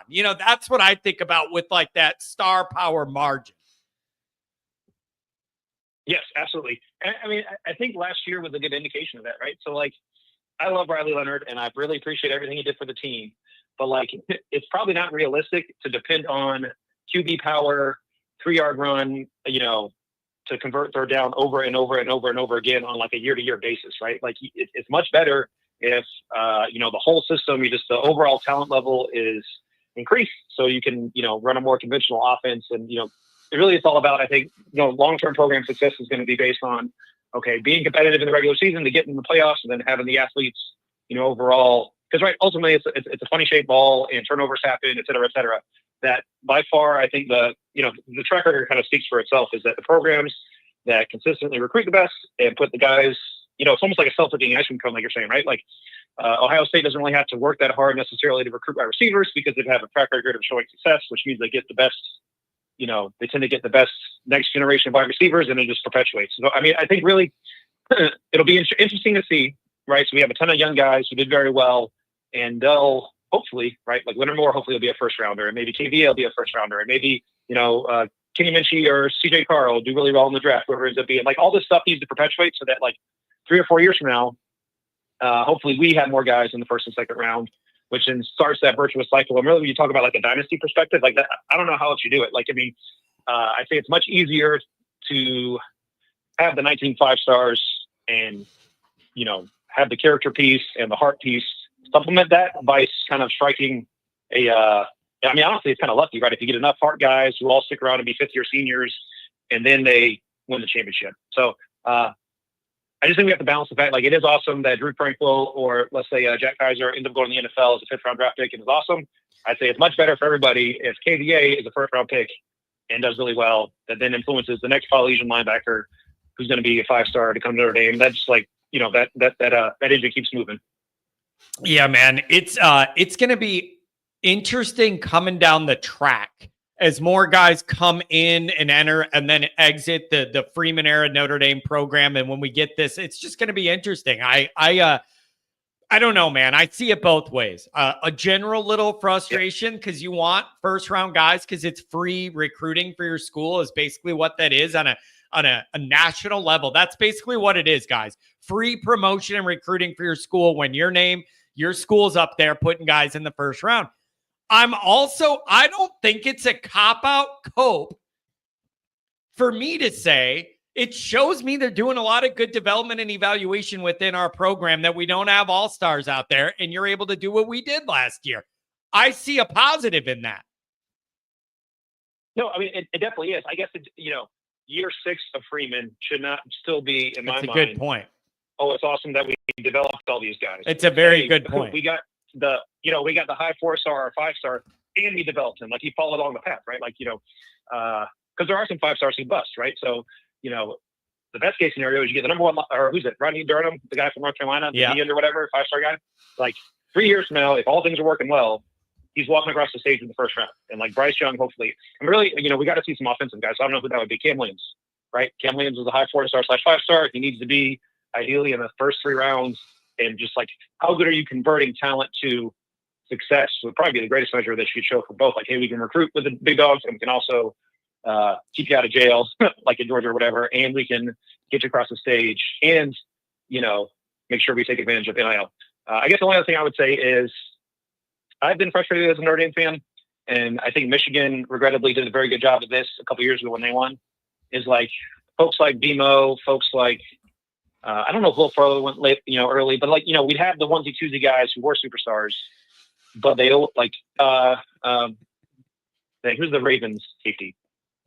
Hamilton. Hamilton left early. Like, we really got to do. I think Notre Dame has to be the best. And I think it was one of the other podcasts. Is like something that we can be better than kind of football factories is long-term retention. So like if we can really, our second year would be something else, right? If BMO came back for a fourth year, and every program will probably say that about the guys leaving early, but it's like if we can take advantage of kind of the academic piece of it and the character piece of it to get more, I guess, convert at a higher rate of getting third-year guys to stick around for a fourth year, I think that'll help. Because I don't think we can ever really win the upfront money for the high school guys battle, nor should we. But if we can, turn the money side or the NIL piece or whatever, behind-the-scenes type stuff to get more guys to make the decision that Watts made, that'll really, I think, be kind of an outlier or a differentiator we can make as a program, which will hopefully turn to, results on the field. Yeah, it's man, it's going to be interesting. And I don't know, man. All I know is for certain, this is going to be a long summer. I just think we're in an interesting part in Notre Dame land, whatever is going to shake out the rest of the draft. And then after that, it's going to be a long summer. Hope you get some verbal commits. Hope the ones you get stick. I don't know what else to say. Yeah, easy day. All right, I guess I'm done. I'm here. I'm painting my daughter's room, so I pause for a second to let paint dry and to help support the show in the offseason. Oh, I appreciate it, man. Thanks. Looking forward to more. Oh, thanks a lot. Really appreciate it. That was funny. There's a little thing in here where he said he was watching paint dry. I was waiting for listening to your show's like waiting for paint to dry, but he's literally waiting for paint to dry. He did have a fast tone. And it would be funny. He could be good on the end of commercials where they're like, if you take this pill, the side effects are instant death, chronic diarrhea, losing control of your vehicle in traffic. Like your head's going to fall off. Your eyes are going to fall off. Man. 502, what do you want to do? Andrew, after that. What's up, 502? Thanks for taking my call, John. Schwinger here. A few things, if I may. Sure. One, thanks for the update about Tom Frawley. All the best, Tom. Hurry up and get the hell out of the hospital. I really miss his calls. Yeah, he's doing okay. I do think he needs some surgery now for some. I talked to him this morning. He's in decent spirits. I've been keeping up with him. I always say grotto prayers count double. I'm going to get him a candle lit. But it's good to know that everybody's thinking about him, and he's a great guy, loyal Notre Dame son. He's battling it, man. It just sucks. All right. Second thing, I mentioned a month or so ago, summertime, you might want to think about doing a chat board for the Always Irish family, just so we can kind of keep up on these things, because otherwise, guy misses a show or two. He's asking about different things, Tom. So have you got anybody working on that? Yeah, we have. It's interesting you say that. Goolsby and I were texting last night about another way to be able to reach people. And we have a couple different ideas for that. We're trying to figure out what would make the most sense. There's a couple different options, and a couple of them are pretty fun. So we are trying to figure out how to add an extra extension arm to that. Good call. All right. And then I've got two other topics. I'll leave it to Johnny's choice. One is Notre Dame media at this point in the summer. And then the second would be a $2 million for Angeli. Where do you want to go? Do you think the $2 million is a legitimate number? I just don't have any way to verify it, but that's what's come out. Good for him if it's true. Yeah, I agree. But I mean, personally, I was stunned by the amount. I mean, I think it's high. Now, is that $2 million for 1 year, for 2 years? And if a third string Notre Dame quarterback's getting $2 million, what are Minchie and Carr worth next season? Yeah, that's a good point. I just have no way to verify. These numbers. And I see this a lot. And then things get into like social media or the Twitter world. And before you know it, everything's inflated. And there's a backboard rumor somewhere. And that becomes the narrative from a random account on Twitter. Like, I have no way to verify it. But if it's true, good for him. And then one final thing, Notre Dame media. Yeah, I want to know what you think. I want to know where you're headed on this one. Let it rip. I mean, I just sense listening to the different programs like Blue and Goldsby or IB Nation. I mean, all those guys seem extremely excited and about next season. And I just wonder if they're just drinking the Kool-Aid, or I don't know how you feel about it, but I mean, you got guys like Brian Driscoll, for instance, super knowledgeable guy, enjoy listening to him, but he's usually a grumpy kind of guy. He is literally like, he's like a 4-year-old on Christmas Eve about next season. I mean, do you sense that as well? I stay in my own lane. And so, whatever other people are doing, they're doing. I'm just saying there's a lot of momentum in the right direction here. And I think this program is on the most solid, well-rounded footing that it's been on and off the field in a very, very long time. But how does that translate into wins next year? I don't know. But I definitely understand some of the positivity. There's a lot of things going very well in this program. They're on the most solid foundational footing that I can remember in a very long time. You got to get that to translate to all these wins with the tough first half of the schedule and a new quarterback and all this stuff. But I understand the optimism. The program's in the best spot it's been in a very long time. Objectively, like I'm the first one to criticize Notre Dame when I don't think things are good enough. I'm just saying I think they're on really solid footing, the most solid I remember this program being in a long time.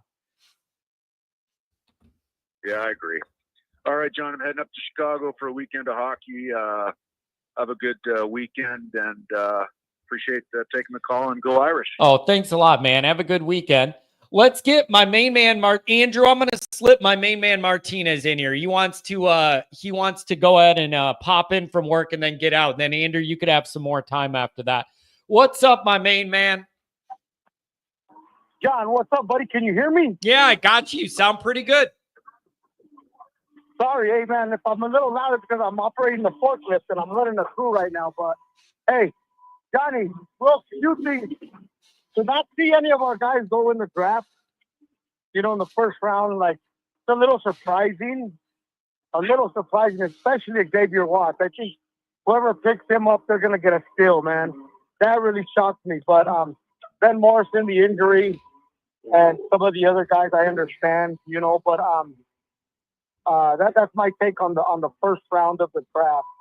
But I just kind of wanted to touch on the whole Angeli thing. I haven't been able to call in for a few weeks or a few days, and I know it's been a few shows behind, but I really think that losing Angeli kind of, I don't know, man. I don't know about that one, John. Like I said, he's proven. I mean, our season, we don't get to the national title without him coming in. I'm sorry. I may get backlash from that, but that's my take on it, Yeah. Hey, man, I get it. You got to trust the staff's evaluation, right? As far as what direction they want to go in. And I think they have more information than we do, and they're going young. And I wish the best for Steve, but that's the decision made, No, Johnny, and I understand they're going with youth.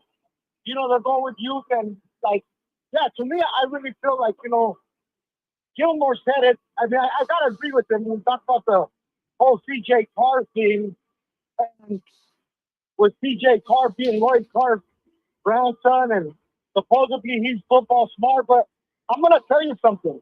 The last full game that I seen him play, like I said a few years ago, other than getting in a few plays, a few reps, when we're up about 60-0. And the last full game I seen him play against elite talent, he got the shit kicked out of him. People can blame his line, people can blame whatever, whatnot, but that's my opinion. Now I'm not saying that the kid is not good and that he's not, maybe the one to lead us to promised land. And as far as Minchie, what's his name? The lucky lefty guy, what's his name? Malik. He plays for us. Malik is a big fan of him. And I know Goolsby is too. But if we're going with athleticism, why didn't we? Why why not with Tyler Buckner, right? Because Tyler Buckner's pretty athletic. You know what I'm saying? I mean, I'm just saying he did beat an SEC team in their own backyard. See, I'm just kind of going with these teams like as I see them. Johnny, it's like, he went in like, yeah, it's South Carolina, but right, we're going into Florida and we played that bowl game. And like I said, I'm going with the facts. Angeli, our season, doesn't continue if he doesn't come in. He's been playing against some of the top defenses in the country the last few years with our defense, right? Because our defense is good. You know what I'm saying? And like Al Washington, I've been saying it, John, and I'm not one of those guys, but I told you he's been doing a great job with what he has. But, Johnny, I think either way, they make the best. They're making the best decisions for the program. That's why they get paid. What they do, and we have you to thank to vent about our feelings. You know what I mean? So, yeah. And listen, man, it's going to be a long summer for us to build to this Miami, man. We're going to get in the dog days of summer, and it is just going to be like just scratching 1 week off the calendar to the next, just trying to get to that Miami game, man. I'm prepared for a long grind. Yeah, brother, you're right. And this I will agree with Andrew on. That coach from Syracuse did a hell of a job with coming in and taking over for that other coach, man. So now he's got Steve Angeli, and it's like, that might be a sleeper, So I'll agree with Andrew on that, man. That coach did a hell of a job. He beat a real good Cam Ward, you know what I mean? And he's got the kid with experience, and that kid's going to come and chip with the shoulder. But I do got to do shout out to Andrew on that. I do agree with him. And we do got a long summer. And, it's like you say, in the Notre Dame world, it's never a dull moment, right? Next thing you know, someone's coming in, someone's coming out. This happens or whatnot. But with that being said, Johnny, thank you for putting me in, man. Any idea on the in-season tailgate, Johnny, yet? I'm thinking Purdue. Purdue seems to be the week that works for the most people. There's one or two little things I'm trying to finalize to make sure, but I'm really leaning Purdue, but it isn't quite official yet. Okay. Just as soon as Johnny, like I've asked, just shoot it out there, man. And I'm going to book my tickets and get everything because I got to meet you in person. I got to meet the guys in person. I got to, I ain't letting nobody down this time. I said, so God's been good to me. My life's good right now, man. And, sober 65 days, man. So, Johnny, God is good. Love you, man. Love the chat. Love the Irish. Onward Notre Dame, buddy. Have an amazing weekend, buddy. You appreciate too. The hell out of you. You too. Thanks, man. Take care and good luck staying clean and doing all that. Not the easiest thing. Andrew, I'm coming to you. The funniest thing is him saying I'm driving a forklift right now. Dude, I don't think Johnny does tailgates after September. Yeah, you're exactly right. There's reasons for that. There's tactical, tangible, practical reasons that I don't do tailgates later in the year. Number one is this is a big operation now with a lot of people and a lot of time invested to put it all together. I want to do it when the weather's warm and everybody isn't miserable and cold and it's wind blowing, snow sideways. So I want it to be when it's good, warm weather. That's number one. So that's going to be earlier in the year. So that is just logical to me. Here's number two. Number two is I want to also do the tailgate early in the year when no matter what, Notre Dame's still in the mix for something that matters. I crave that energy. If you do it later in the year in mid-October or something and you got a few losses, who cares? Who cares at that point? So I also don't want to do it when the season's lost and you're not playing for anything. And then the other part of it is this. I don't want to do a tailgate for a big brand name opponent. I don't have the brain width and emotional capacity to do it for like the Ohio State game or the A&M game. And for me to be able to call timeout on the seriousness of that football moment, Sly, that's another advantage. to be able.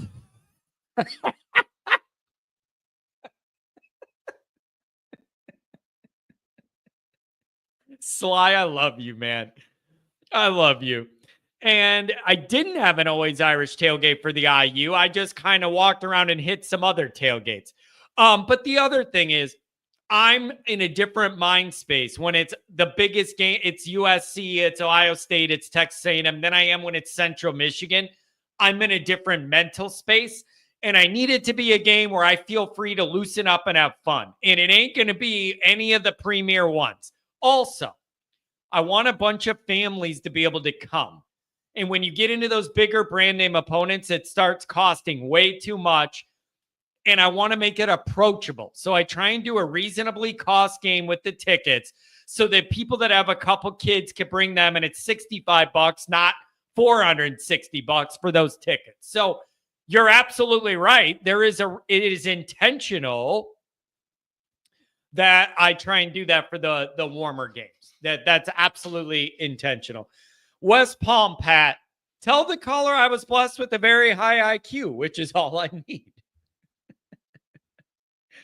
Oh, man. $20 holler from Pilney. Andrew, I got you. Captain Jack gives us Freeman, but he also boned the OC hire that gave us Parker, the idiot, and the OSU debacle in South Bend. Freeman has to heal this wound and beat his alma mater before he leaves South Bend. Bunch of people been talking about it. They say, John, we got an Ohio State problem. I've heard a lot of people say that. It bothers a lot of people. And you know what else? There's a lot of Notre Dame people in Ohio too. And I get these messages a lot. We have an Ohio problem. Pilney, $10. Angeli's a doppelganger for Reese. RKG type BK legacy player. Good but not great. Plays within the system. Just good enough to break your heart in big games. Man, that tracks to me.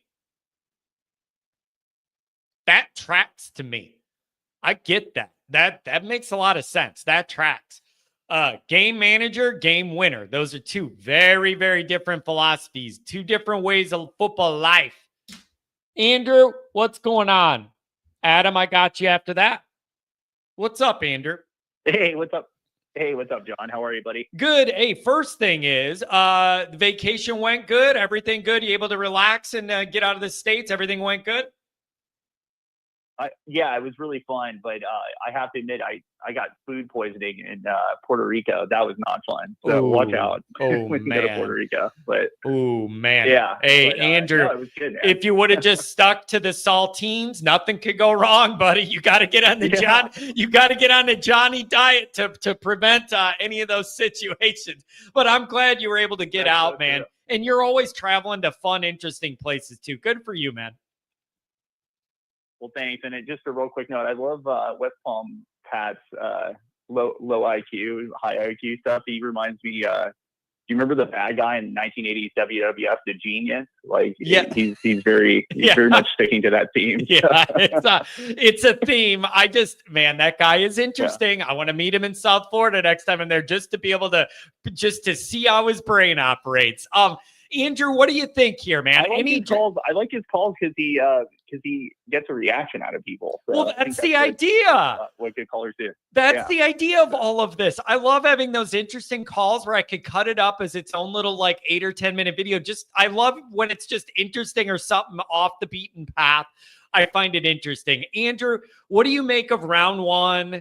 The draft, Sanders, Notre Dame, where we fall in any of this? I don't know where you were going to take it, but I do want your opinion on that topic.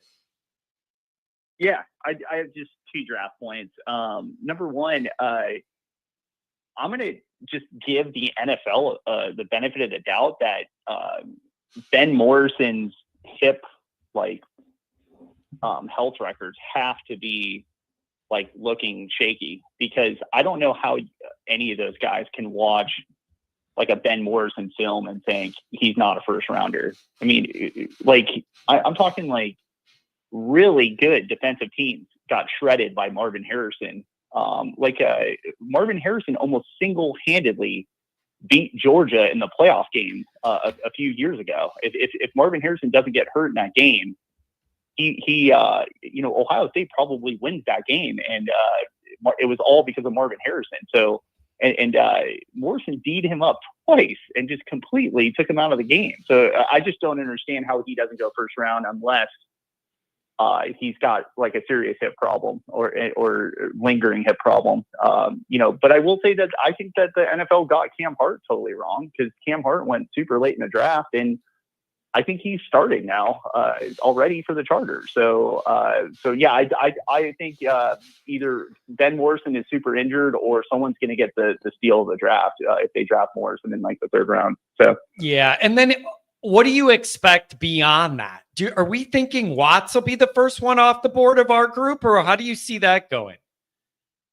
Yeah, see, I mean, that's just another one where the NFL scouts just get way too into combine stats and stuff like that. Like I imagine, and again, I'm not like, I used to be much more into the NFL draft when the Chargers were in San Diego, but now I just couldn't care less. So I haven't really followed Watts' like combine numbers, but it strikes me as that he's not, putting up huge combine stats. But I just, again, like, I don't understand how you could watch his film and see how like Notre Dame's team just let him roam, let him do whatever he wants, and all he did was just make plays. I don't understand how that wouldn't work in the NFL, to be frank. So I think he'll be a steal too. He's a first round type, I shouldn't say, maybe beginning of the second round type talent, and he might fall to the third round too. So it's like, but watch, a smart team will pick Morrison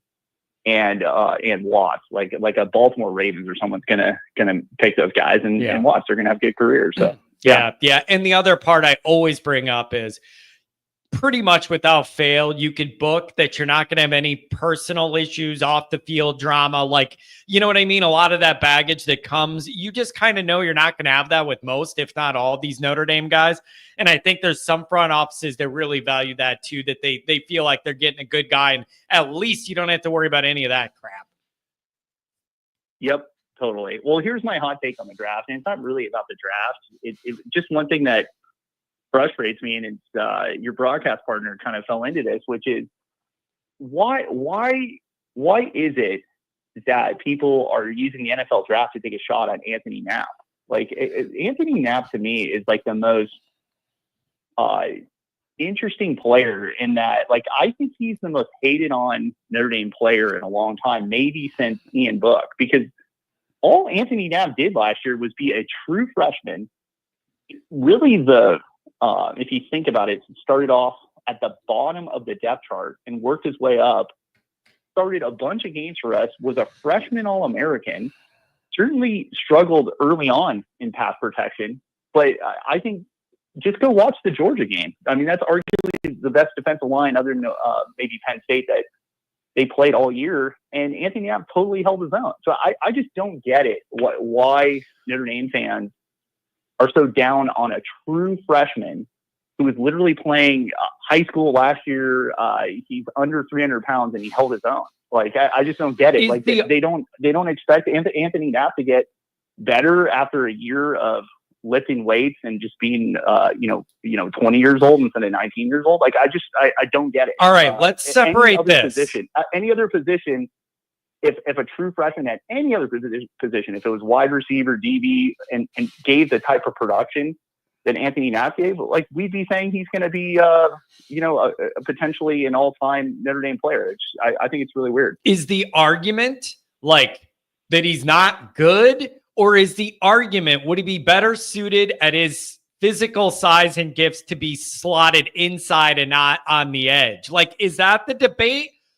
Like, because it is a little rare to have all this heat around like offensive line play, I guess. But it's like, is that just the argument that the debate is, should he be inside because of the size thing, being a tackle, or like what's the crux of the argument? Because you are right, he's a younger guy that like went out there, gave it all he could, and tried to hold his own. So like, is that just the argument that he may be slotted out of position? That's the thing. It's not like this was, remember 2021 when we had like injuries and a revolving door at tackle, and like guys like Tosh Baker were getting their butts kicked. It's like, that didn't happen to Anthony Knapp. But yeah, my issue with that argument, and maybe there's legitimacy around that argument, and there probably is. Like, look at past Notre Dame history. Zach Martin played tackle for us, and then he eventually had to get moved inside when it came to the NFL. So it's like, to me, I think it's very much a pedestrian argument, and I've heard Tim Hyde talk about this, that every offensive lineman is really a guard. It's only the elite of the elite who make it as a left tackle. You know what I mean? So it's just like, you get what I'm saying? So it's like, that's not some hot take to say, hey, we got to put this guy inside, because really every lineman should be playing inside. It's only the best that play on the outside. And even Zach Martin, who's going to be an NFL Hall of Famer, they looked at his tape and said, we got to move this guy on the inside. So it's just like, is that really some like genius take? What I prefer to say is that two things. I think that, well, I would back up. I don't think that you can argue that Jagasaw should be a guard and Anthony Knapp should be a guard. Who the hell's going to play tackle then? Yeah. The last time I checked, Gerby Lambert's shoulder is being worked on. Andrew, and I guess he's going to be ready for camp, but isn't that very interesting, Andrew? What did you hear when that all first happened? Is set to return in the fall was literally what the quotes were about that injury, is, scheduled to return in the fall. Well, does that mean the first week of August when we're getting ready for Miami, or does that mean 5 weeks into the season? Like, that's a big window. Does anybody know the severity of what needed to be cleaned up? Goolsby was saying when he had that full surgery, he couldn't even lift a weight for 6 months. So, like, I don't know, were we just cleaning something up in there? Or we doing, Goolsby saying I couldn't lift my arm for 6 months when I had this. So I wonder if people are underestimating the severity and the time frame for return there. I don't know. And like, I'm not some like Knapp super fan either. Like, to be quite frank with you, I was hoping that Jagasaw stuck at left tackle, and I kind of thought he would, because when you saw interviews with Jagasaw, he would like emphatically say that he saw himself as a tackle. So Rudolph must have got to him and really sat down with him and said, hey, you're a first round guard. You might as well start playing it now in order to kind of change his attitude. With that said, if that's the direction they're going to go in, then Anthony Knapp is the left tackle. Emil Wagner has already said he's not moving over to left tackle. He feels so much more comfortable at right tackle. I think that Style Prescott looks sort of interesting, but who would you rather have? Anthony Knapp, a guy who started, 14 games for us, or go with Style Prescott, who could be good, but he hasn't played anything. And then I think people bringing up Will Black right now, I get the excitement behind him. He's a true 5-star talent. But you can't count on any of that. He's not even in the building yet, so you can't count on any of that. Exactly. Yeah. Exactly. I think that he really set himself back by not being an early enrollee. And now he may not have had any choice in that matter, but you look at Gerby Lambert and you look at Will Black, those guys did not come in as early enrollees, and there's just so much to learn. Not everybody is Blake Fisher, who can just come right in the summertime and play. Like, that guy was a unicorn that he could play right away. Yeah. Most guys need at least 6 months, which that's exactly why Knapp is in the place he's at. He was an early enrollee, and he got in the fitness program, and they made him into a left tackle. So I just don't get it. I don't understand how you could be both, that Jagasaw and Knapp need to be playing inside, because someone's got to be the left tackle. And I think we got to give Knapp props for being a freshman All-American. He had a better PFF ranking than Hainsey, who played really well for a tackle for Notre Dame a few years ago, who also started as a true freshman. There's a lot of upside here. And then by moving Jagasaw on the inside, we could arguably have the best guard combination in college football. So we're going to run the football like crazy on people. So yeah. I just don't get the criticism of him. There's this weird criticism of Rudolph as well, the offensive line coach, who I thought handled losing both starting tackles in the same year really, really well last year. He clearly cross-trained guys, like he got Coogan to play center for us. I just think that Rudolph's done a pretty darn good job. And I don't know. I just think that people are just finding stuff to complain about when really, I think that I would totally respect the argument more if they were keep Jagasaw at left tackle. but you can't have both guys playing. Then you don't have anybody playing left tackle. It's just bizarre. Yeah, it's man, it is kind of interesting how that's become a flashpoint. Like, so I don't know.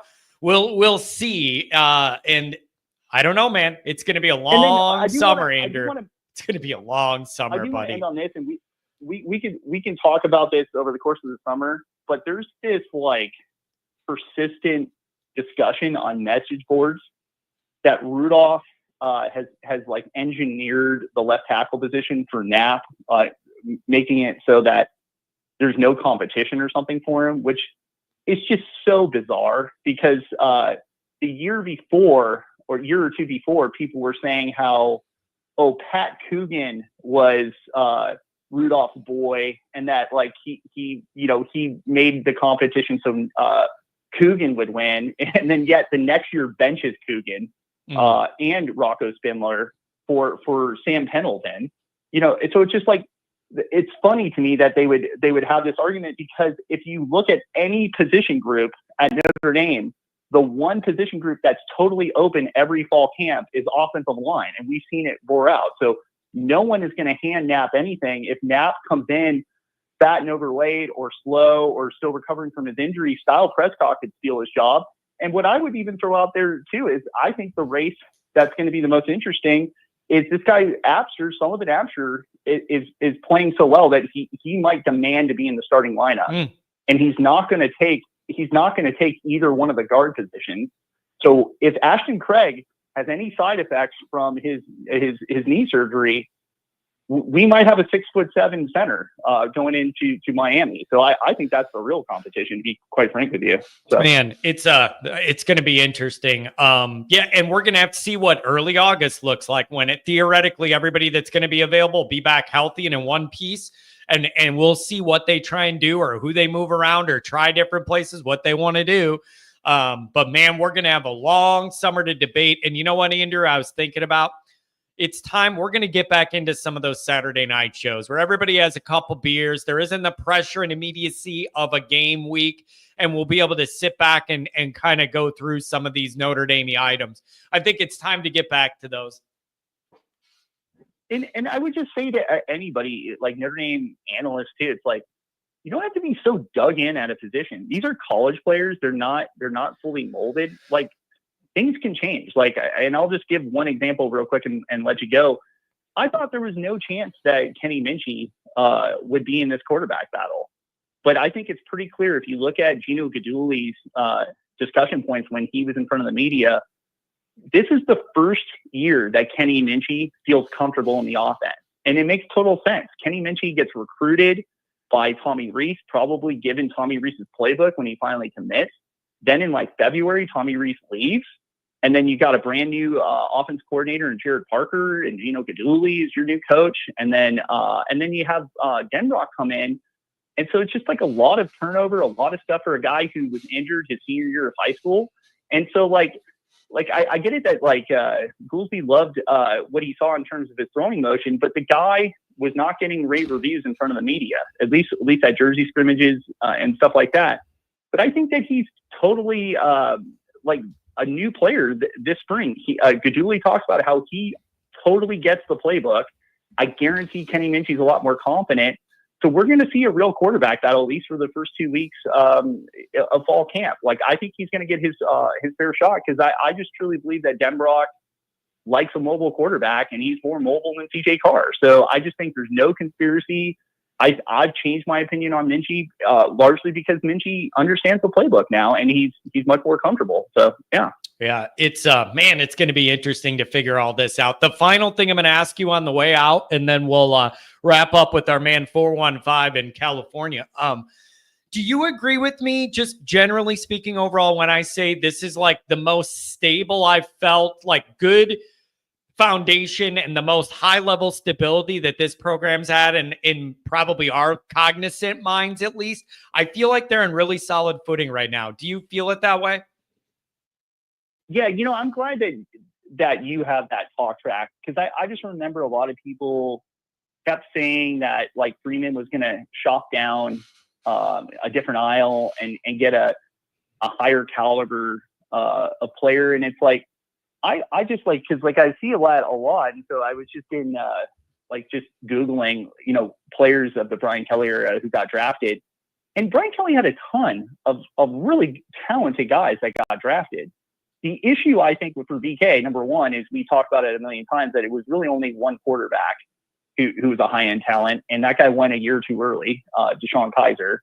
And then the second thing is just depth wise, like after those guys, if any of those guys were to go down, those high draft picks, or those guys, I shouldn't say high draft picks, but those guys who've been successful in the NFL, if they went down, we didn't have the depth to replace those guys. And we saw against Clemson in the playoff game. I think that's what Marcus Freeman is doing really well, is depth. And I'm not even sure if that's a recruiting thing. I think obviously recruiting has a lot to do with it. But what I'm most impressed about Marcus Freeman is he seems to be able to develop players. Like a guy like Al Washington comes in, and he's doing more with, I think, in some ways, less talent with this defensive line than the defensive line he inherited his first year at Notre Dame. Like when, God, I'm forgetting his name, but the guy who got drafted in the first round by the Saints, like that guy was probably the best DN he ever coached at Notre Dame. Yet he's getting more production out of these other guys. So I'm pleasantly surprised at how well Freeman is developing these guys, because now we're getting production out of not only our backups, but our third and fourth teamers are coming in and being productive for us. That shows you that they're doing something right in practice. So. Yeah. It's, I think you're trending in the right direction, and we're about to enter the meat of the Freeman era here. And we'll see if we can get over the hump. Andrew, thanks a lot, man. Have a good weekend with the family. Touch base next week. Hey, thanks for the time, John. Really appreciate it, buddy. Yep. Have a good one. I got to try and get back to Saturday Night Live, just because it's such a fun crowd. And we will wrap up with our main man in California. What's up? What's up, my man? How you doing? I'm doing great. Everybody's just kind of soaking in this draft and where Notre Dame falls in the pantheon of everything. And we're talking about next year. We're catching it all. We're touching all the bases today. Yeah, no doubt. I think it's also very interesting to listen to everybody's different opinions and thoughts and ideas. I love the diversity of thought, within your show in particular. It's really good, really cool. Man, I think it's healthy. Somebody put on here that they appreciate that I let people who disagree with me have a platform here. I think that is the most healthy thing you could do. Do you know how boring this would be for me if all everybody said is, yeah, John, I agree with you. Yeah, John, I agree. I don't want that.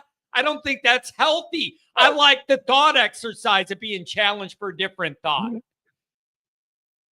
No doubt. And there's a lot of shows, or there's a lot of people who host shows who you listen to what they're saying, and then they have an opinion, and then somebody else comes on and tries to refute it, and then they get completely blasted, and you're just like, whoa, hold up. It's okay to have a difference of opinion, because there is not absolute fact a lot of times. It's just people's perception of what things are happening, So, yeah, very healthy with it, man. Hey, I just got to tell you, I think as far as the draft goes, that it's very telling if you look through the history of the first rounders, who actually starts performing later on and has a long-standing career and all these different things. So it's just too many people that are in the second, third, fourth, fifth, and now even sixth and seventh rounds who are productive players in the league. And where a lot of first rounders get, just kind of left at the wayside. Maybe they have 2-3 years and then that's it. And so there's a lot of, kind of push, in the social media world and just media in general for some of these kids. And then they get to the league and it's just like, what did they miss? Why is it that everybody's fizzling out? And so, I totally agree with a lot of different of the callers as far as someone like Xavier Watts, Benjamin Morrison, I think the injury obviously is plaguing him, but someone like Watts getting picked up maybe either tonight or tomorrow or whenever it is going to have a steal, I just think it's going to be a fantastic pickup because I love that kid. So his productivity, his knowledge on the field, and he has that it factor. Yeah, it's somebody's going to get, and again, I keep going back to the part of, you're getting good people too. So you can eliminate all the off the field worries. You're going to have a good citizen in the community doing all that crap. And then I think a lot of these teams are going to find out they got a value steal with a lot of these Notre Dame guys. So let's see where they land. Hopefully they start coming off the board, and let's see what's going on. Yeah, absolutely. And I do think that later on down the road, as you know, we see Marcus Freeman and his coaching staff and who he's recruiting and the players and development that they're putting together, we'll start bolstering up where you start seeing, you know, more first and second round picks. Because someone like Jeremiah Love and these types of kids that are coming out, they're going to be that, barring the unfortunate, right? But I just, we already had it. We had it this year. I guarantee you, Benjamin Morrison, if he's healthy, he would have been picked up right away. The fact that Watts didn't go, that's on somebody else. You know, if they want to think like, oh, it's all about like Georgia or one of these other teams, okay, that's fine. Well, who beat who? You know? So I think a lot of people just are still overthinking it. I think they're looking at brand names. They're looking at, is it a Bama type of Georgia SEC thing? Well, that narrative is going to change because Notre Dame is here and we are beating these teams now. And if we continue to do so and keep that momentum going, the kids are going to start getting more of that publicity, more of that kind of like push up to the front because of their productivity, not because of all the flash and glamour and, you know, and glitz and all that other stuff, which kind of segues into the Shedeur thing. You know, I do think that there's a lot of GMs and owners that are looking at that and saying that's a lot to take on into whatever program that you're building. And, you know, it's a lot of media hype. It's a lot of extra stuff that you necessarily don't want in your locker room. You know, it could be a lot of noise.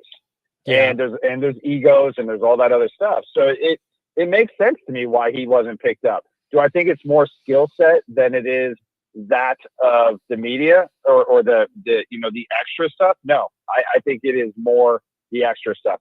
My opinion is there's just too many programs that were looking at it going, it's too much of a baggage. Yeah. It's it'll be interesting. Somebody's gonna go with it, and we'll see how it goes. Again, I just think it's a lesson in humility here. That had to be a very awkward, rough, kind of embarrassing night for that family. And whatever, man. Maybe there's a lesson to be learned about how to carry yourself. And when you think your crap don't smell, you get knocked down a peg, man. Maybe it's a healthy lesson. I don't know. Yeah, a lesson for who, though? You know, I mean, I think it has to. It can't just be one-offs. It has to be something where, you know, the league and different, you know, GMs and owners make a decision across the board that will not happen, you know, and they won't take that. But this is a very unique situation. You're not having Hall of Fame dads coaching schools with their son, it being the head quarterback. You know, it's just, I just don't see this happening probably ever. But maybe once, but not for a while. I mean, I couldn't imagine it. And it'll be more the minority than that of, you know, something that's happening constantly. And so, you know, I'm not too worried about it. But I think it's a totally different, you know, kind of society nowadays. And you're going to see a lot of this where it's a lot more glitz and glam. Whereas back in the day, I mean, the green room used to be what?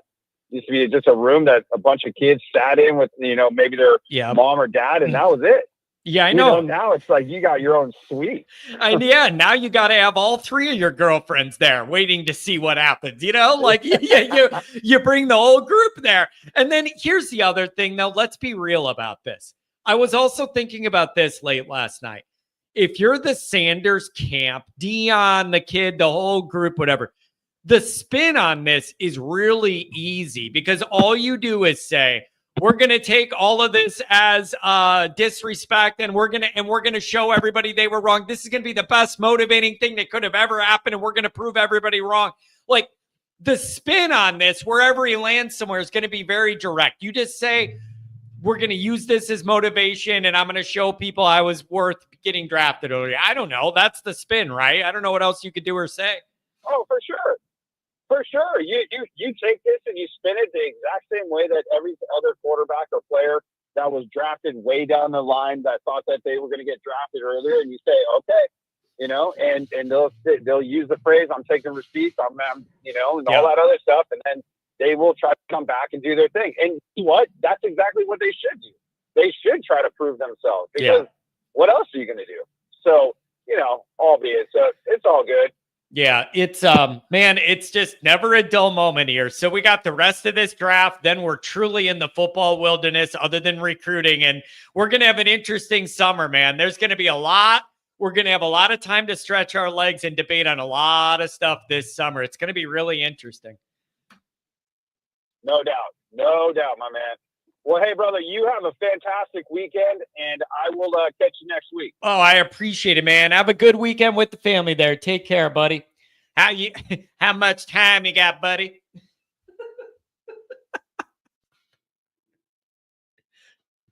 Dude, I don't know whether it's just Friday or what, but you guys are being really funny.